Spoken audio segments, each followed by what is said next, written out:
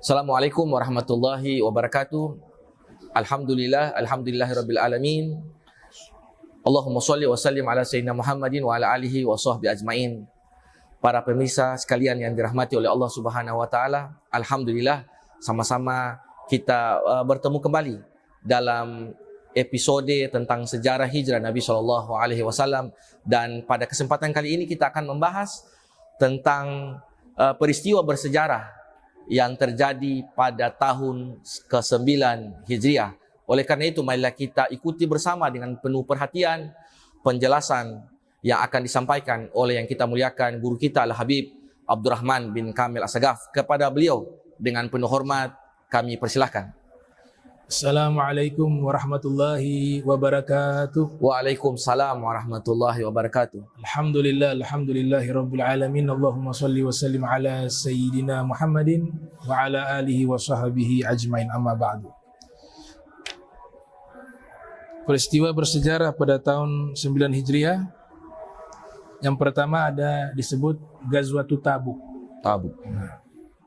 Tabuk nama wilayah di sekitar Urdun,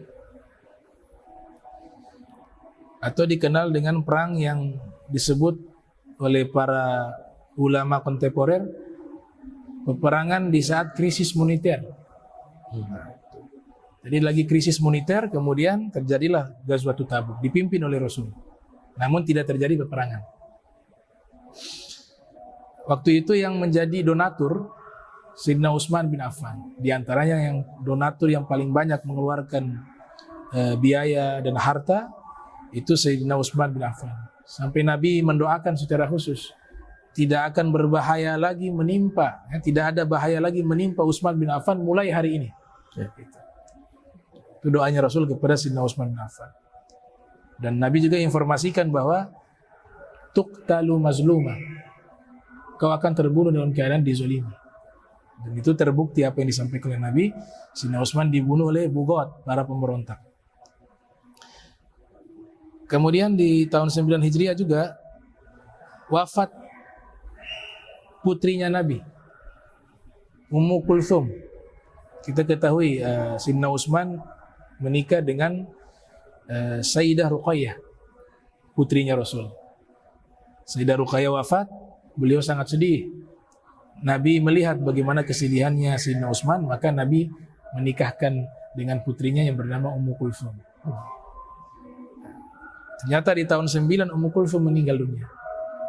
Nabi mengatakan, seandainya saya masih memiliki putri, saya akan nikahkan putriku denganmu. Nah, disinilah julukan yang disebatkan kepada Sayyidina Utsman, Dzu Nurain, orang yang memiliki dua cahaya. Cahaya ini adalah, yang cahaya pertama adalah Sayyidah Ruqayyah, cahaya kedua adalah Ummu Kulthum, dari putrinya Rasul sallallahu alaihi wasallam. Kemudian di tahun 9 Hijriah wafat Raja Najasyi. Raja Najasyi ini adalah seorang raja di Habasyah. Kita kenal di zaman modern Ethiopia. Ya, ahli kitab yang asli, ya, mutamassikan bil kitabil Injil, memegang erat kitab Injil. Namun di saat menerima suratnya Nabi ketika mengajak beliau masuk Islam, sebagaimana disebutkan oleh Abu Daud di dalam sunannya, yang lahir tahun 202 Hijriah, wafat 275 Hijriah, beliau nyatakan syahadat waktu itu. Dan Nabi menerima keislamannya. Jadi lewat surat beliau bersyahadat. Di tahun 9 Hijriah inilah beliau wafat. Ketika beliau wafat, Rasul sallallahu alaihi wasallam bersabda, sebagaimana yang dimuat oleh Imam Bukhari di dalam kitab sahihnya, beliau mengatakan bahwa mata al-yaum rajulun soleh. Padahal jarak antara Ethiopia dengan Madinah sangat jauh, dan zaman itu tidak ada teknologi canggih komunikasi seperti saat ini. Ada telepon, ada handphone, ada WA dan lain sebagainya. Tapi Nabi dapat informasi ini lewat malaikat. Diinfokan bahwa hari ini telah wafat Raja Najasyi. Dan Allah Ta'ala membuka tabir sehingga Nabi bisa melihat dari kota Madinah sampai ke jenazahnya Raja Najasyi. Hal yang sama ketika peristiwa Mi'rajnya Nabi. Ya, Al-Isra wal Mi'raj, Nabi diperlihatkan layar, ya, seakan-akan seperti layar di hadapan Nabi. Nabi bisa mengetahui jumlah jendela di Masjidil Aqsa, di Baitul Maqdis, tiangnya berapa, warnanya apa, sama halnya dengan Raja Najasyi. Jadi bab mukjizatnya Nabi.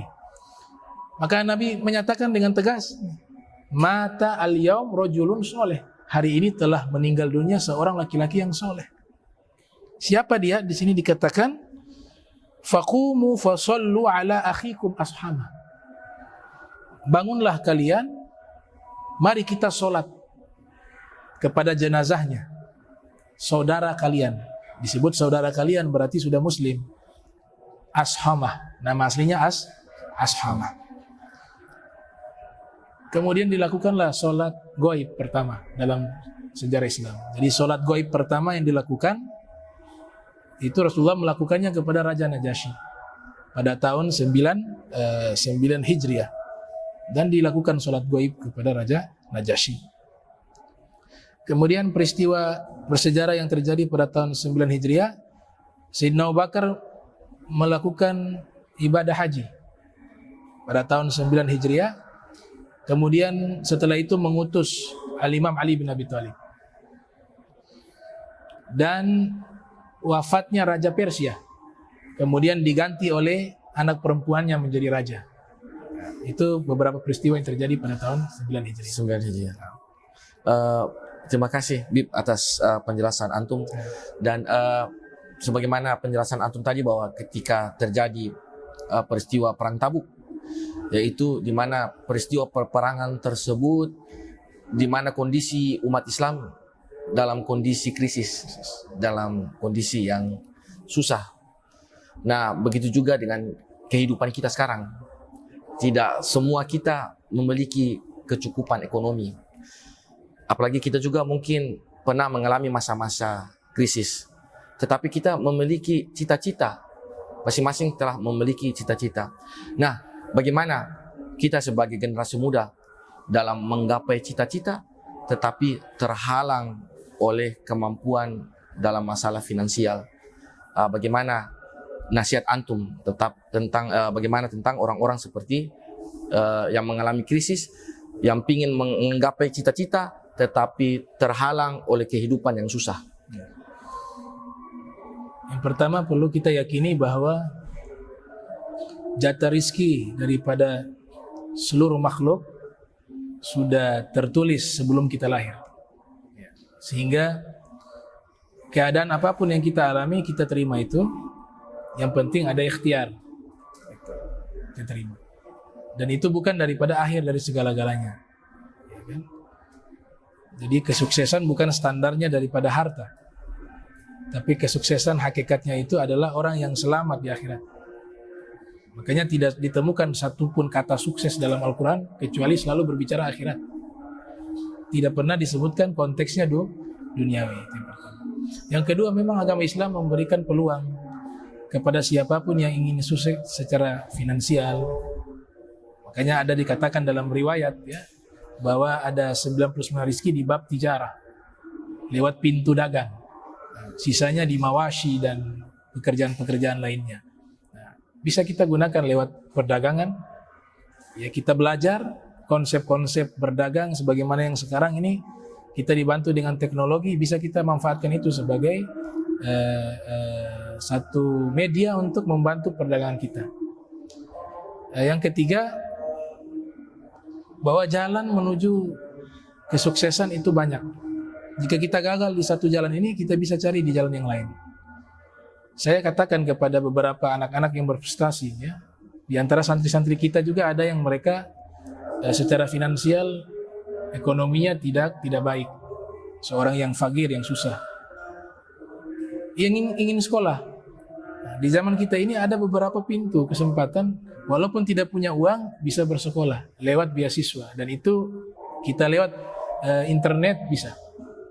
Beberapa orang berhasil itu melakukan beasiswa dan bisa sekolah walaupun sebagai keluarga yang miskin. Jadi ada banyak jalan menuju Roma, ya. Banyak jalan. Jangan kita menutup satu jalan saja. Jalan lain kita tidak lihat, padahal masih banyak jalan menuju kepada kebaikan. Yang penting kita punya konsep tadi, man sabara wa ta'anna nala matamanna. Semua butuh kesabaran. Dan melakukan sesuatu perlu perencanaan, ya, berlahan-lahan, jangan terburu-buru mengambil keputusan. Nah, insya Allah dengan cara-cara ini bisa kita dapatkan kesuksesan, dan kita harapkan suksesnya sukses yang hakiki, yaitu sukses di dunia maupun di akhirat. Gitu. Ada ungkapan hikmah dari salah satu sufi, kalau tidak salah Jalaluddin Ar-Rumi, mengatakan, jika ada orang yang susah tapi dia ahli ibadah, maka harus bersyukur dengan kesusahannya. Karena Allah tahu ketika dia kaya, dia akan jauh dengan Allah. Jadi ada hikmah di situ. Dan Allah tahu orang yang layak kaya, kalau ada orang kaya kemudian dia yang soleh, berarti memang takdirnya cocok, dia kaya dan soleh. Tapi ada orang miskin dan dia soleh, dia harus bersyukur. Berarti memang Allah Ta'ala tahu keadaannya. Dia jadi soleh ketika miskin.